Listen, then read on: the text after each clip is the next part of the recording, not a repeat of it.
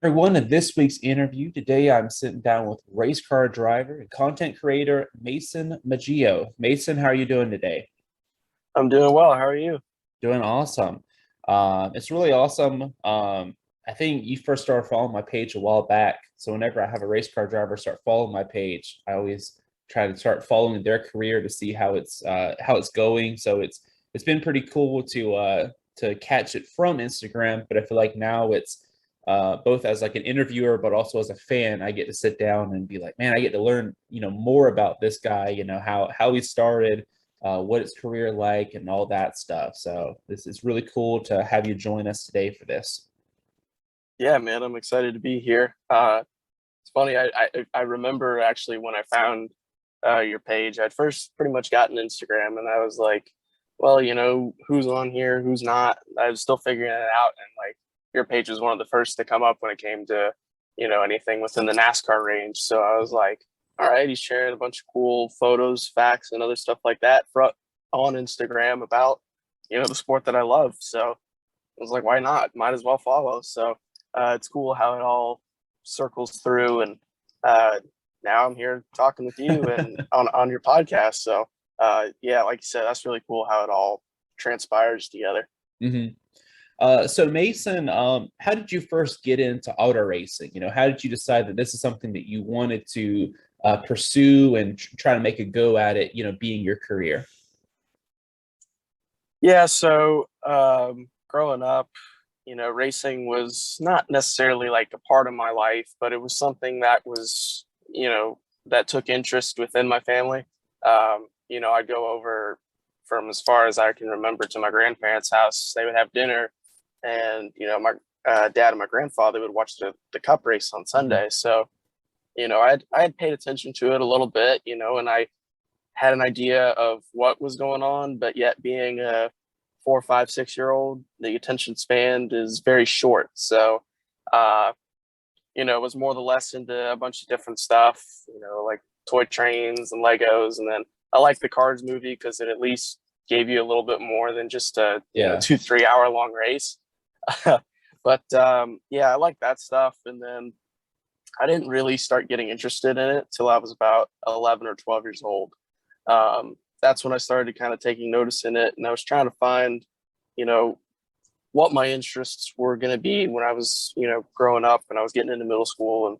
And my dad and a couple of buddies of mine went out to a rental go kart track at Palm Beach Raceway when they had a little bit of a rental go kart thing, a whole ordeal, kind of like a GoPro Motorplex with hmm their rental go karts, and went out there for fun. And I know my dad likes to have fun in go karts too. And I actually beat his time in that. And he knows his way around a go kart a little bit because he told me he had one as a kid, not necessarily for racing, but just to go out and have fun. hmm Um, so I enjoyed it a lot. And I was like, you know what? Maybe, Dad, can we go back out again, and see if I can improve my time or, maybe learn something here? And he's like, yeah, sure, why not? So we kept making more and more trips just about every weekend. I'd be asking him every, Thursday, Friday, can we go back to the go kart track again? And uh, just for fun. And uh, so I kept asking him, and I was starting to pay more and more attention to NASCAR. I mean, my dad took me to my first Daytona 500 in 2017. And that's when I kind of knew. I was like, you know what? I think I want to try to give it a shot. I want to go do what those guys are doing out there. And we looked into it a little bit more as time went on, and eventually we stumbled upon the Bandolero series within the U.S. Legend Card stables, and brought my got my first Bandolero car, and the rest is history between my success in that level as well as the Legend Car level. And now here I am, just completing my first ever late model season at Hickory Motor Speedway. That's awesome. So for many drivers, the funding is just as important as talent. You can have all the trophies you want, but if you don't have that checkbook behind you, it's kind of difficult a lot of times to advance. Um, what is it like as a driver searching, not only for a sponsor for right now, but also trying to find a partner who will be there, as you move into the ARCA series, the truck series, or whatever. Yeah, funding is a huge part of it. I mean, no matter what level you're racing at, I mean, um, especially for this year, I've really learned it more than ever. Maybe not exactly the ins and outs of it, but enough to where I can say, you know what, it's a stepping stone towards learning how to build relationships with, partners, or approach certain people about certain types of partnerships and opportunities within racing. So, um, yeah, I mean, it's definitely tough. I think in order to really grab their attention, there takes a certain amount of talent and a certain amount of Mhm. skill, because obviously, you don't want to, as a business owner, you wouldn't want to have some kid say, "Hey, can you sponsor me?" And it's like, yeah, well, what's your reputation? And them, Yeah. maybe not having the best reputation, on or off the track. So that's a part of it as well. So, uh, this season I've learned a lot, uh, about trying to make my partners happy. One of them being Richmar Flores, that's on your shirt right there. So, um, yeah, so it's just keeping connections, being as kind and open about it as possible with those partners. And, you know, you see guys like Justin Allgaier and Brant, right? Mhm. They've been together for a long period of time, and that's because they've grown such a good relationship, not just on a business standpoint, but a personal standpoint as well. Mhm. So, both of those are crucial. And then obviously the on-track performance settles itself for their business relationship. And Mhm. so it's relationships like that that are pretty crucial when it comes to racing, especially since it's more of a business than it is, Mhm. just a race and a big show on TV. So, yeah, that's certainly a big part of motorsports, especially in today's world. Yeah, we had Jade Gurse, Delo Jr.'s old PR rep earlier this year on the interview series, and that was one thing he talked about was that it wasn't all about winning. It was still, if they finished in fifth place, it was putting out like we had fun today, because that's what Budweiser is. You have fun because that's what their whole thing is or whatever. Like, hey, if you want to have fun, go grab a can or whatever. And I was like, man, it's so interesting because as a fan, and I feel like even if I was a driver, I would think I just got to show up and just say, well, here's my trophies. I can win, but it's so much more to that. It's can you bring people to the track and meet you? Or, hey, when Mason wins, is he going to always be saying, hey, check out this partner, that partner? Or is it just you grab your check, you run off and that? So, yeah, I feel like that it's cool following drivers like yourself that's already kind of getting ahead of it, thinking, okay, I need to build these relationships versus thinking, oh yeah, this trophy will just get me by, or oh, check out my stats. They're pretty good or whatever. But moving on, for your career so far, do you have a highlight that stands out as your favorite moment so far in your young racing career?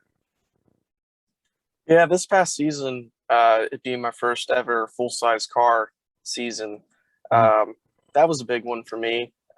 Just I felt like I proved a lot to myself as a driver and as a person, um, because of just we had a lot of highs, we had a lot of lows, but um, we continued to learn, and I realized there was so much more to racing inside the car that is so much more challenging, and it's so much to take on. But um, so, and it just meant a lot to get to that level as Mhm. well. Like I said, with trying to find different partners like the ones that I've had this past year with HMY Yacht Sales and Ingalls Marine Diesel, Bahama Beach Club, and then Richmar Florist, of course. None of that would be possible without them. So I wanted to make the most of it and just soak it all in as well.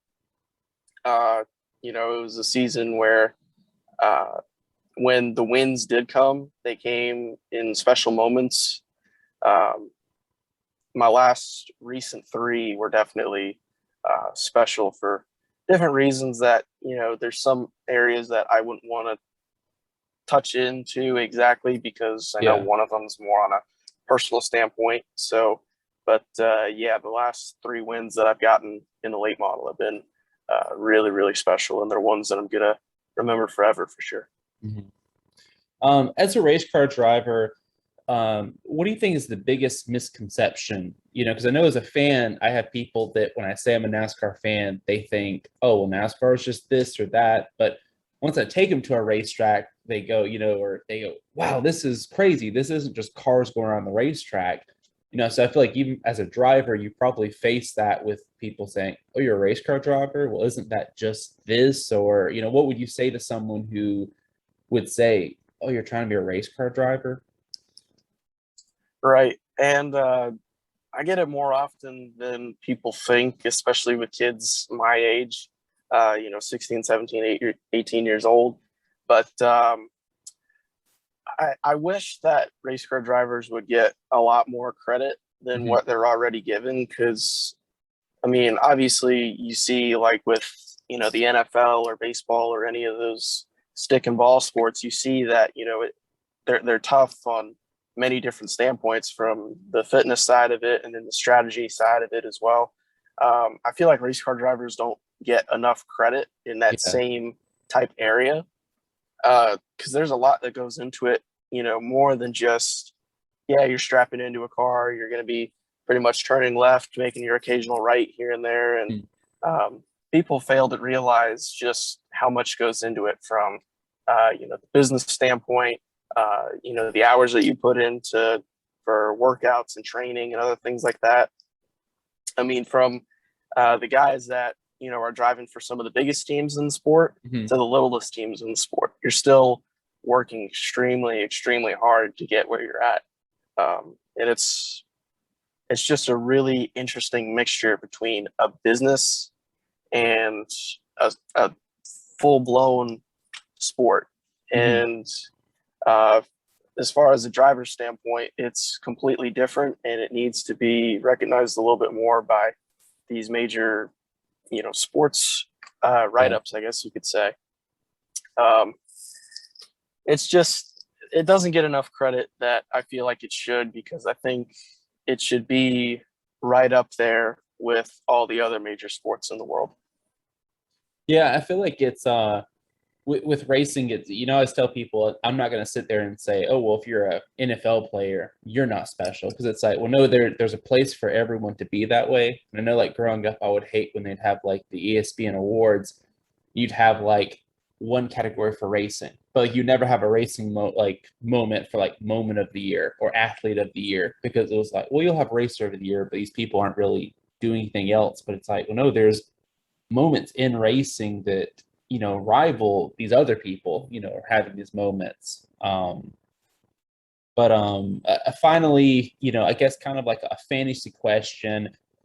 As a racer, do you have that dream team or maybe even sponsor that in your mind, if tomorrow you received a call on the other end, it's Gatorade or it's Dell Jr. saying, "Hey, we want you to be part of our team." Do you have as a driver those moments where you think, "Man, it'd be really cool 10 years from now to be representing this team or this sponsor"?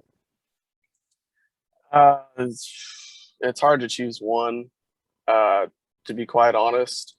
I feel like there's a lot of different teams that present so many different avenues, both on and off the track. And Yeah. I've realized that a lot more this year than I have in the past. Um, if I ever had an opportunity to go do different types of racing that was more like in-house, I Hmm. think that would be really cool. For example, like a Team Penske or a Chip Ganassi Yeah. Racing, where they've got stuff within NASCAR, IndyCar, sports cars in the IMSA series, and um, that's kind of been my ultimate dream.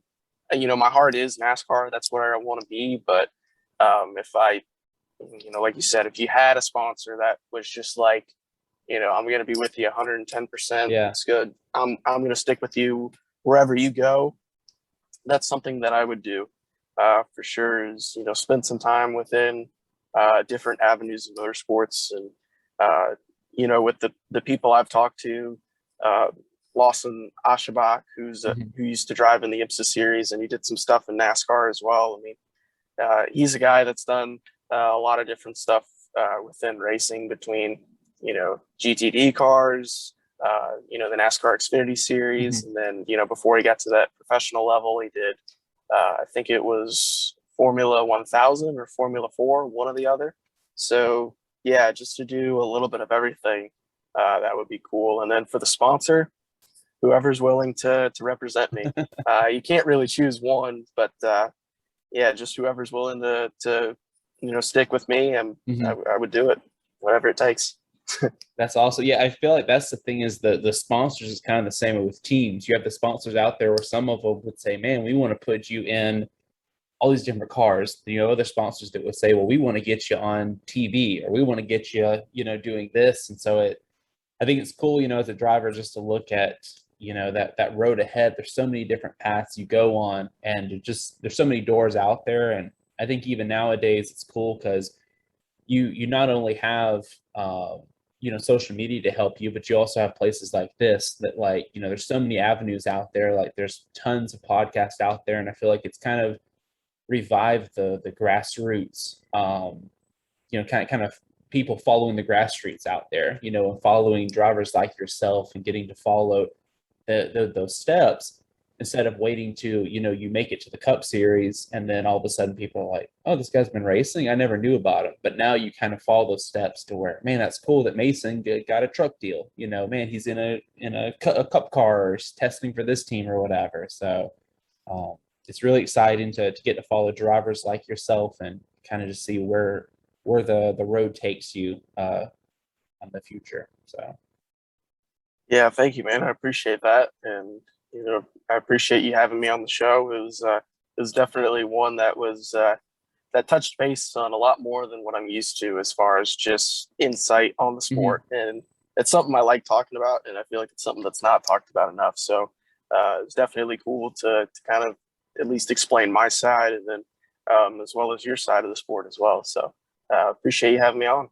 yeah, I feel like it's a lot more fun than just going on and saying, here's my sponsors, I drive a car, here's my number. So it's like, no, you've got some opinions too and all. So yeah, thanks again for joining us, Mason. For the people listening, where can they find you at online if they want to learn more about you or follow you on social media? Yeah, so Instagram, Twitter, TikTok is all Mason Maggio 1. There's my Facebook account, which is Mason Maggio Racing. YouTube is Mason Maggio. I haven't uploaded on YouTube in literally like 6, 7, 8 months, but I'm going to try to get some more stuff up there. I got a lot to figure out with like video editing and stuff like that for YouTube and TikTok, but as far as like the content side of things, but yeah, those are the main social media platforms that you can follow me on. I got a lot of different stuff to offer besides just racing. So hopefully you can follow along on the journey. Awesome. Thanks a lot.